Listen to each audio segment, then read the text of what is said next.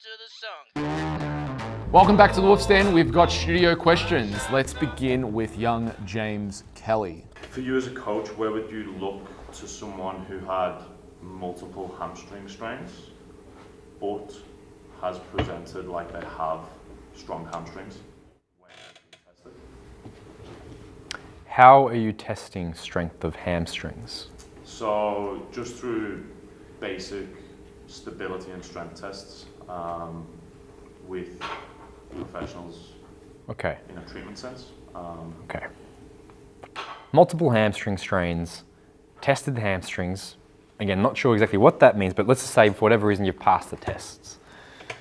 Look, rarely, whenever you have pain, whenever you have an injury, rarely is that injury site what the root cause really is.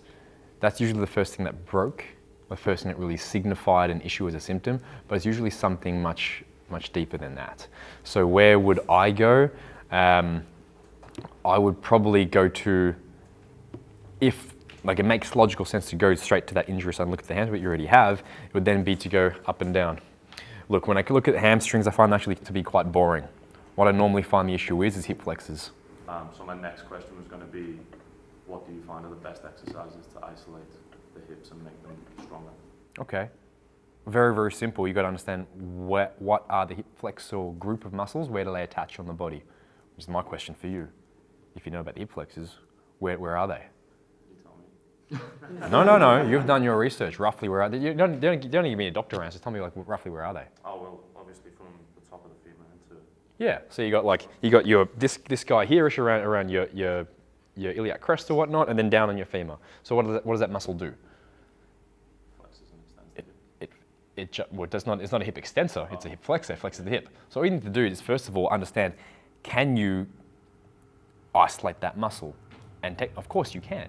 You can wake up and activate the muscle by going through what motion? Flexion of the hip. So what will that look like? Flexion of the hip. What might it might look like if I'm, say, sitting down, so torso, legs out in front of me, L shape, what do I have to do to my legs? Lift my legs up.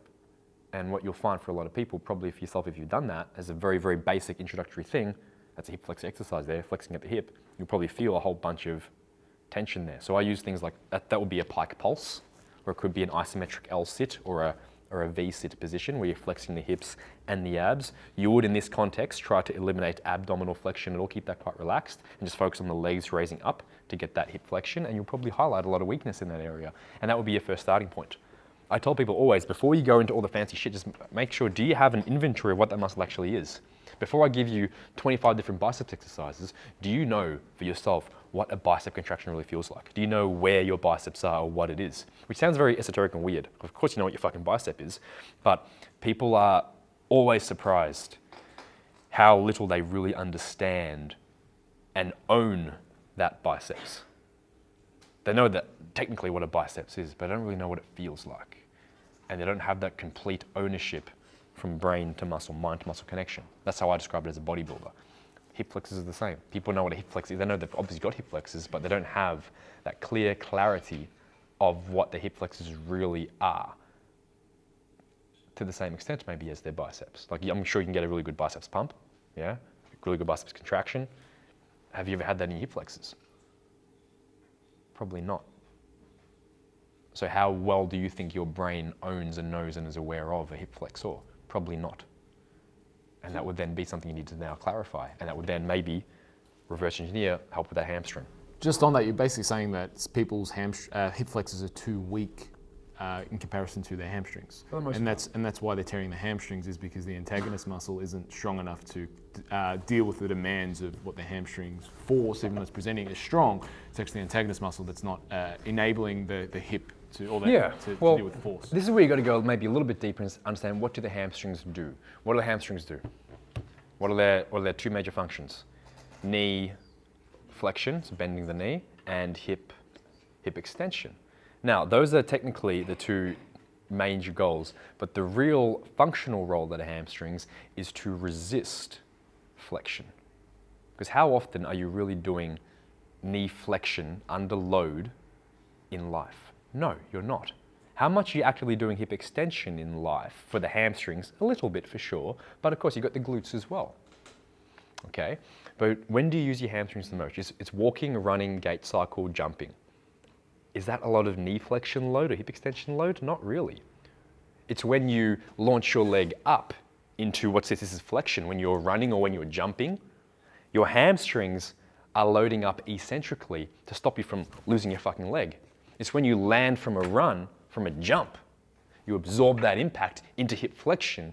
Your hamstrings are working eccentrically to absorb the force of your torso so you don't lose your fucking torso. And this is why they're predominantly fast twitch muscle fibers. Yeah, you could put it down to, but it's only at 60% or so, which is not a huge dichotomy there at all. But that's what the real role is.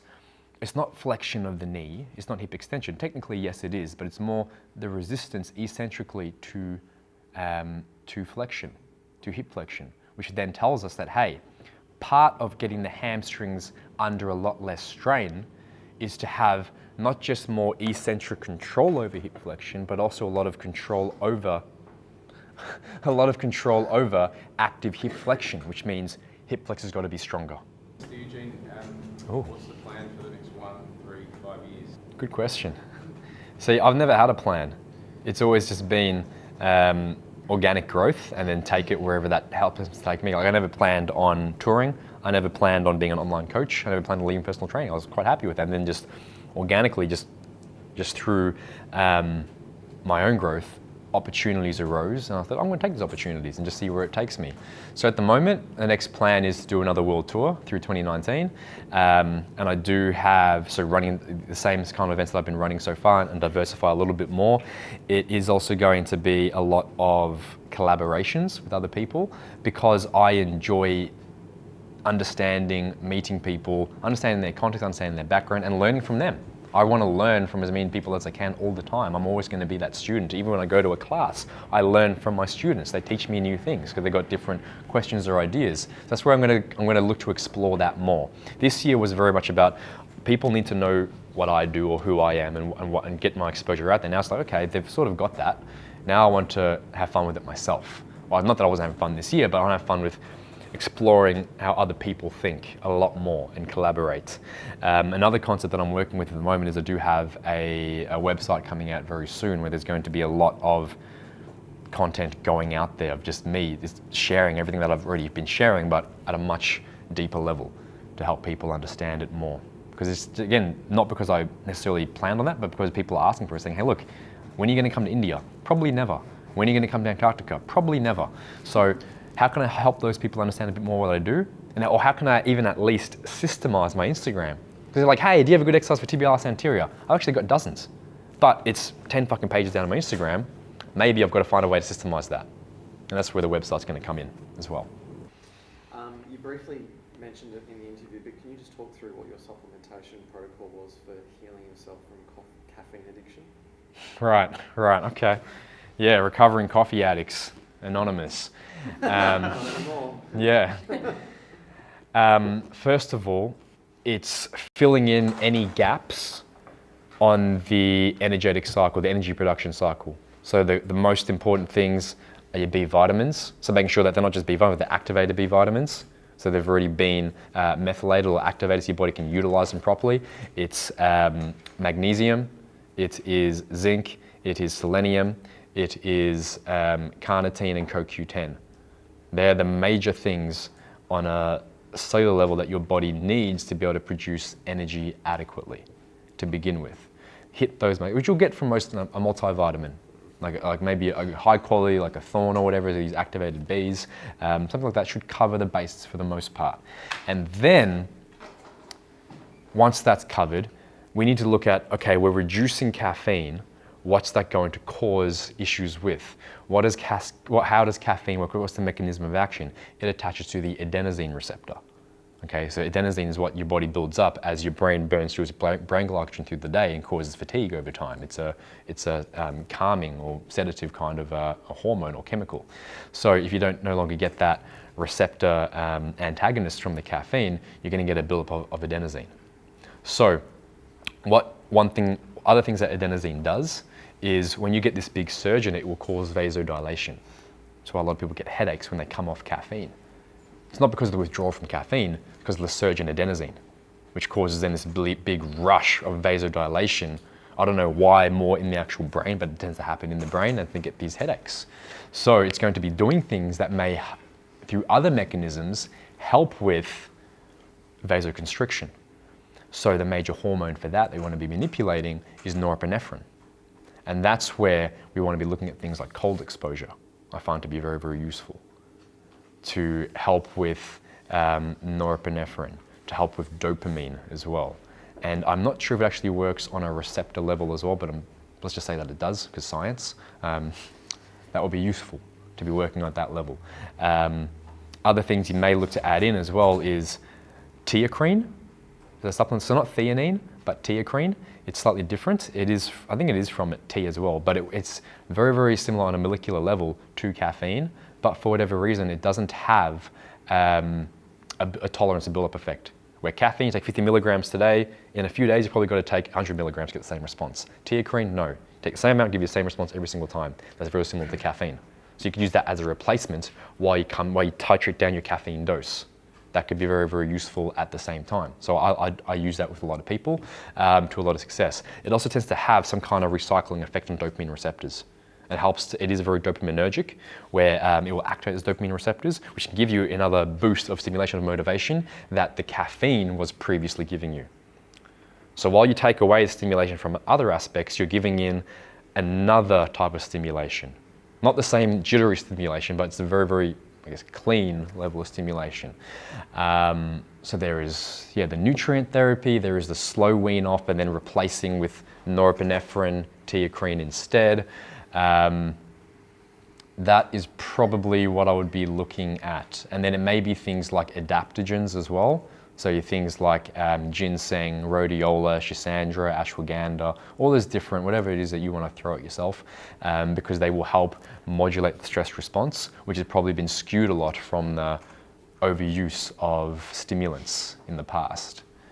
And I found that to be quite useful for a lot of people to help them wean off, because you don't need caffeine. It's probably not a good thing to be using that much of anything.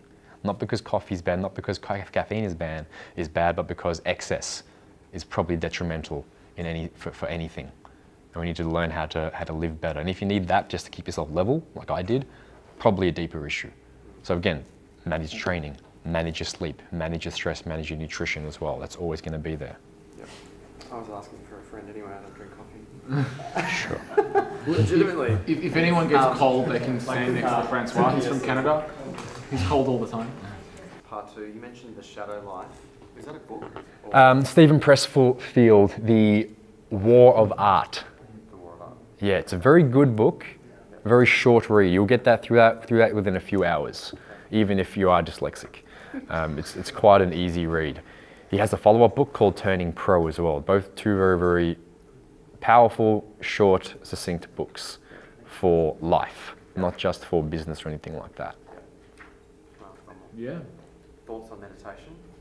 Useful, but just like anything else, it's a muscle that hasn't been trained much for a lot of people. It's going to be a slow process. Somebody asks you, hey, how am I going to manage my stress better? I'll say, yeah, for sure you should meditate, of course. But is that going to help you immediately? Probably not. I've meditated daily for 2 years straight, for at least 10 minutes, if not an hour each day, and I still fluster a lot with it.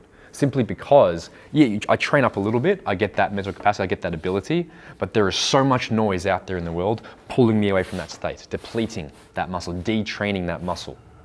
Just like going to the gym and training for 10 minutes or even an hour a day, but then spending the rest of your day actively destroying your gains. That's what's happening with life, and that's why it's so hard and challenging to be able to really make progress with it, which is where meditative retreats could be so useful, where you do get a 3 to 5 day exposure of just complete immersion to really build up that capacity. So when you return to everyday life, and everyday life starts taking away a little bit, you're able to top that back up quite easily because you have the skill ingrained in there.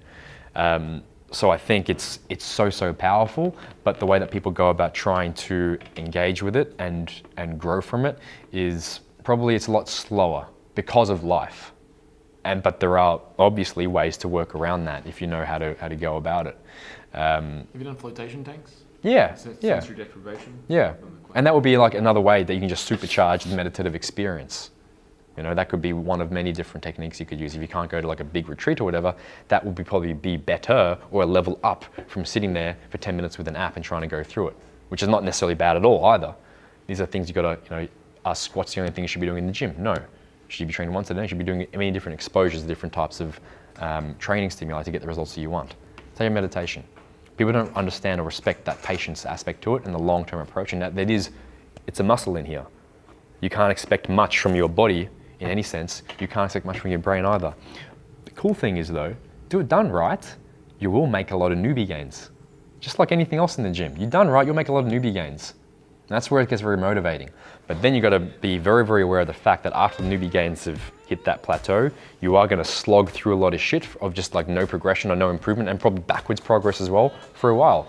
And it's at that moment that people normally stop meditating and they go all the way back to square one. Oh, oh, oh,